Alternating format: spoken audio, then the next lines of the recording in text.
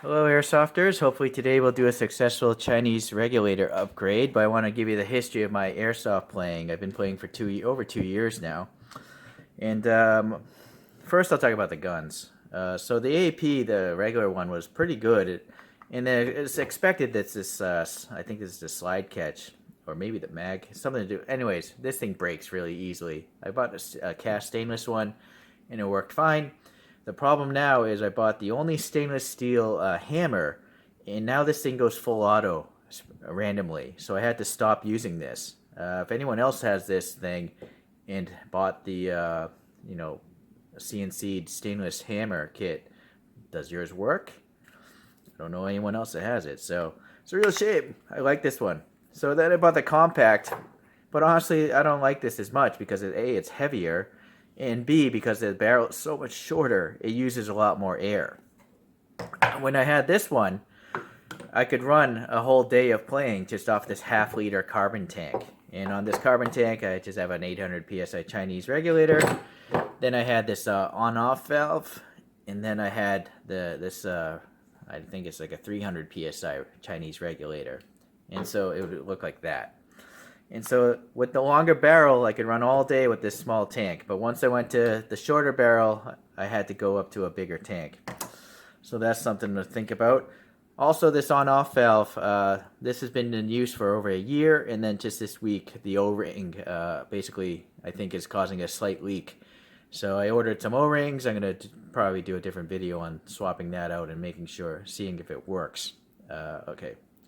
But the top regulator is no problems.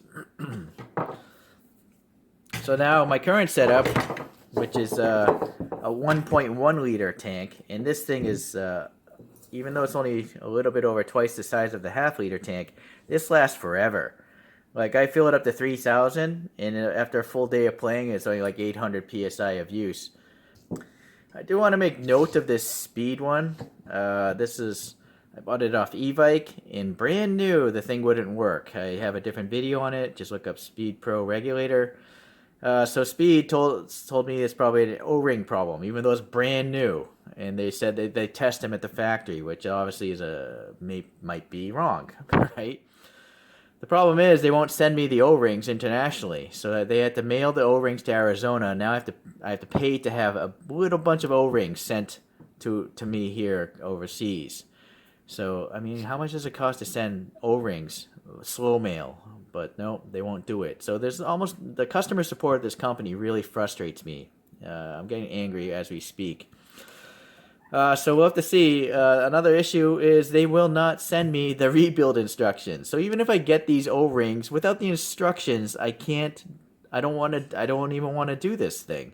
I don't know why in this day and age there's a company that doesn't have all their support documents on their website, or why they can't just take a JPEG of their instructions and email them to me. But for some reason, after 3 requests, nothing. I broke the gauge eventually.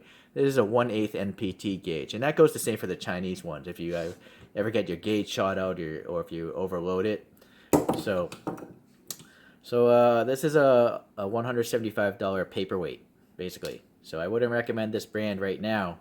If they eventually get me the info, and if this gets working, I'll do a different video. But right now, I'm pretty angry because, again, I'm paying this with my own money, and that's just a paperweight. And it's also designed with the English hex wrenches. This is the hex wrench it came with, which happens to be, I guess, a 332 based on this.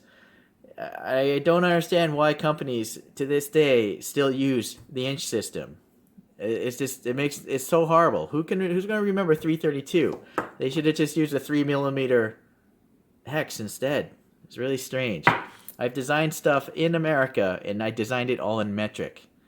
So there's no reason why anyone should be using English. It's just silly. You can learn the metric system in 5 minutes. Okay, anyways. So now today, this thing came in the mail I got from Aliexpress. Some Zim Kaifa or something like that.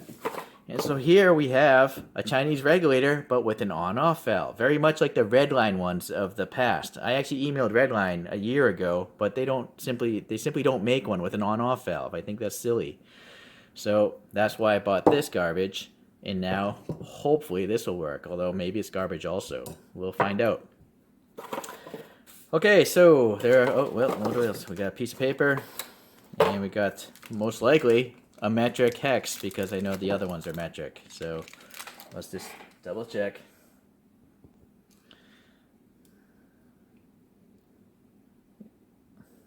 I think it's an M2.5. Okay.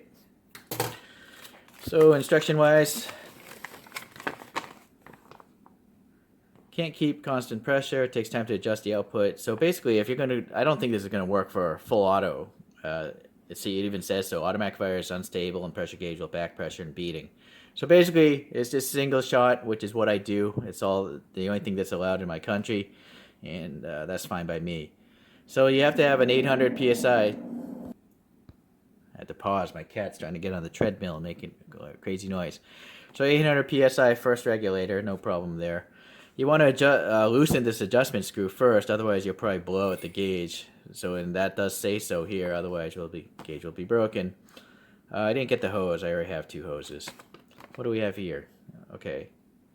Unfortunately, it doesn't tell you what threading the gauge is, but I'm pretty sure it's 1/8 NPT because I emailed these guys about one of those other ones, and that's what they told me. So. Although honestly, they should just write that on the product. If you're gonna take the time to etch, plus and minus on a product, you should just write and 1/8 NPT here, M2.5 there, that kind of stuff, right? It would be nice. Okay, well, let's loosen this screw. You don't want to have it totally backed out because it'll fly into your face probably. But I'll show you the downside of one of these things down this hole. On this rabbit hole. Alright, I'm not sure if it's going to be easy to see. If I had 3 hands, this would be really easy to do, but I gotta try to get light in there and then hit focus. So inside there's a disc. You can see that silver there reflecting back. So that's what the set screw pushes on. And the more you screw that in, the more pressure is passed through this regulator. So essentially, you basically want to, I think, screw this in until you feel a little bit of resistance. And if it's like this, and you turn this on, it might fly into your face and take you out. That wouldn't be good, right? So let me screw this in until I feel some sort of resistance. Hold on, hit focus again.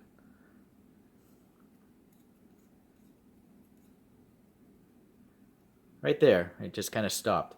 So essentially, it wants to be somewhere near the lip of the black body. It's a little bit recessed of that, actually. So I know that pretty much the entire grub screw is catching threads, and I don't think I'm fearful of it, flying out of there. You don't want to mess with these little screws. That's what's keeping the top and bottom together. So just to leave those alone. Okay, so what I also like about this Chinese stuff is the gauge is easy to read. It's white on black and it's relatively large. I don't know what these guys were thinking. I mean, that gauge is significantly more difficult to read.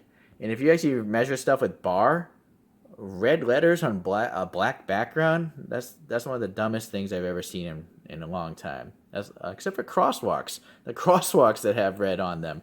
That's kind of stupid too. Anyways, I'm a grumpy old man. This looks kind of cheap though. This would have been better if this was etched into the product itself, because this sticker is gonna come off. It's definitely gonna come off. So I'm gonna have to actually put some paint or something saying it's on and off. And it's actually actually it does make sense. It is a regular righty tighty, like a faucet, a sink faucet, and then lefty loosey. So you gotta turn it left to let the air out. And then you don't need to turn it much, I'm guessing. You just have to have it break the seal, and that's it. Don't back it out a lot, because if there's no lock, that whole thing might fly out into you, right? So I wouldn't even open it that much. I'm just going to open it probably like a quarter turn or half. That was a half turn. All right, so anyways, right now it's just, let's see if that moves. All right, in theory, this thing should move. Yeah, okay. So, no, it doesn't. Interesting. I push in against that. I mean, I would think that central piece of brass is supposed to actually activate the on-off valve, but it doesn't move. Maybe it has to actually have some pressure to move it. Yeah, I guess so. We shall see. Okay. You know what? I guess I could just do it on this thing. This thing's totally empty. You know what? I think to play it safe, I'm going to actually screw it onto this on-off valve.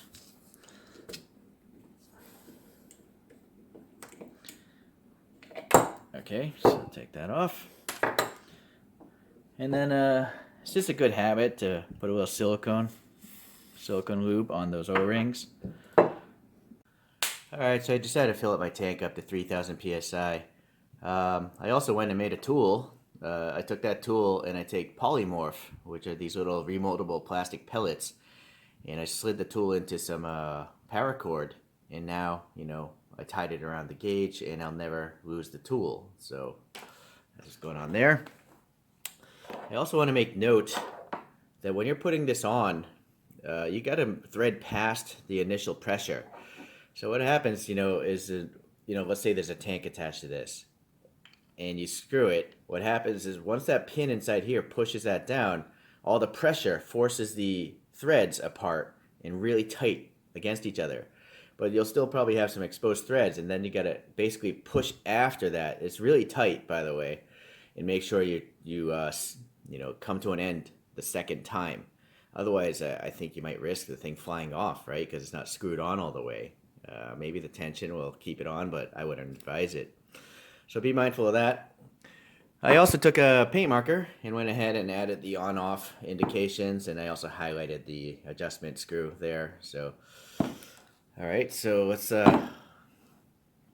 Oh, another thing that happened, the reason why I didn't show you me putting this on and off this tank is because I tried to undo it, and these tiny little set screws allowed the top half of this thing to rotate back. So once that happened, once it slipped, I stopped immediately. So sadly, there's no flat spot on the making of this. You see how this 800 reg has a flat spot, so you can take some pliers? This also has spun before. So now I take pliers and then I unscrew the regulator, but without any flat spots on this, and if this isn't tight to the second half of it, it's not good, right? You really want to have like a strap wrench or something and strap it around this part to get it off of that 800 psi regulator.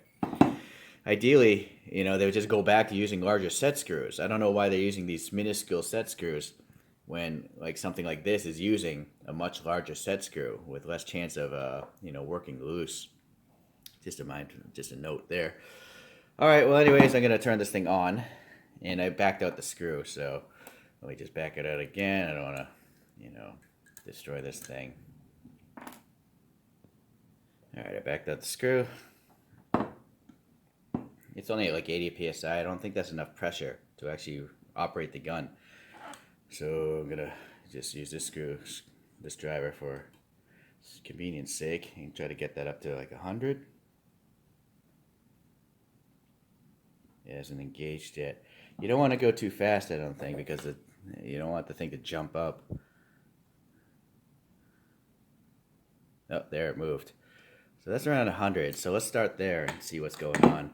We get the good old hose, the magazine, hook this thing up. Yeah, that didn't sound like much pressure putting the hose in, so I have a suspicion it's going to be super slow. Yeah, that doesn't sound like much pressure either. But let's crony this thing.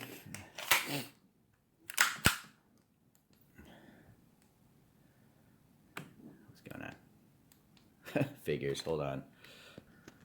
I have the worst luck. This thing is barely used. I've never dropped it, and it doesn't work anymore. I've tried 5 different batteries that are charged at 90%, and this thing will not turn on. I thought those maybe the connectors, but I don't see how it could not be making an electrical circuit contact. So, yeah, all these freaking chronographs are garbage. This is an expensive chronograph. This one doesn't really actually register every shot. So both of these Ace Techs, I would recommend you don't buy them. I don't know if there's another brand that's actually reliable. Anyways, so we're gonna have to just go with this and hope it actually registers some shots. Okay, well, anyways, this guy, let me move this over here and try to get that gauge in view.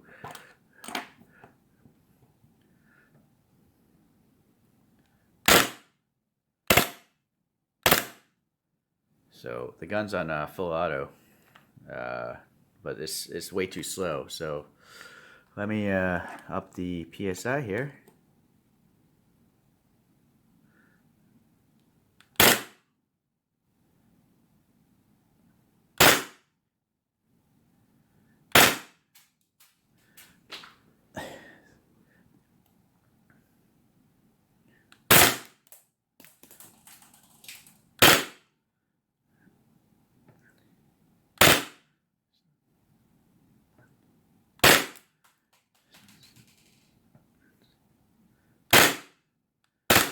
So, well, at full auto, I mean, this thing is like 150 psi. That seems awfully high. Actually, I think I've maxed out the set screw.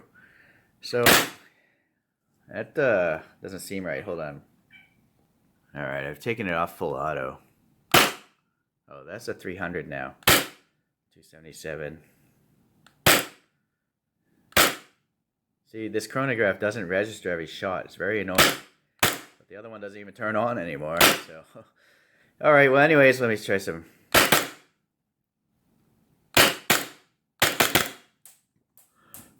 Let me go back to full auto.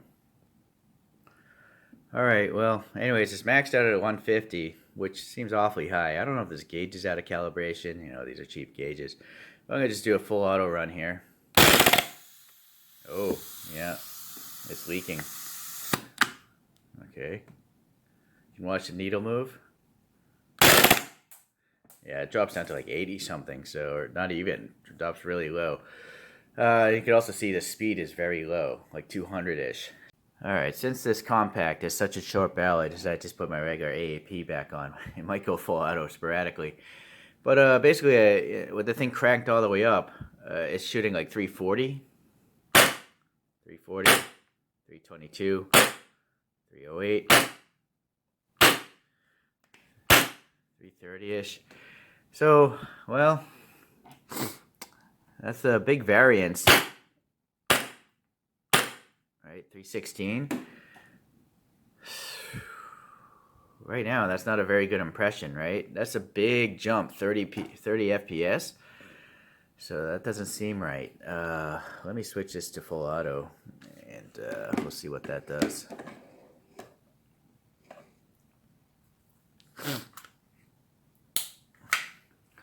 Okay. Let's focus on the screen. Yeah, drop into the 200s. 240. So definitely for full auto, it's no good. I mean, that's, I think, way too slow. For CQB, I'm cool with 300. If you actually intend to play outdoors, though, I don't think this thing's going to work very well for you at all. I would assume outdoors you want to play with like a 400 or something, you know, to cover large distances. Although, I don't know if people play outdoors with pistols, HPA pistols, so much. Here's back to single shot. 343. That didn't register. 301. 335. Okay, well, I guess I'm just gonna have to play with this thing and see how I feel about it. Initial impressions, though, maybe not so good. I feel like the old one. You know, I have no qualms or problems with this particular setup. Okay, so let's get that out of here and turn this thing off. So you may have heard that it actually has a pressure relief as you turn it off, very much like the speed one does, so that's good. But it's still like at 80 psi, so I think you're still going to have to undo the hose a couple times to make sure there's no pressure in there. Yeah, there's a little bit of air in there. Let me hook that up again. Okay, no air this time. Alright, well, that's it for today. Hopefully this will help you sway your decisions as to you want to buy this or not. My initial impression, again, is maybe not. But I'll let you guys know if it falls apart or if it actually ends up working better than during actual gameplay. See you in the next Airsoft video. Bye.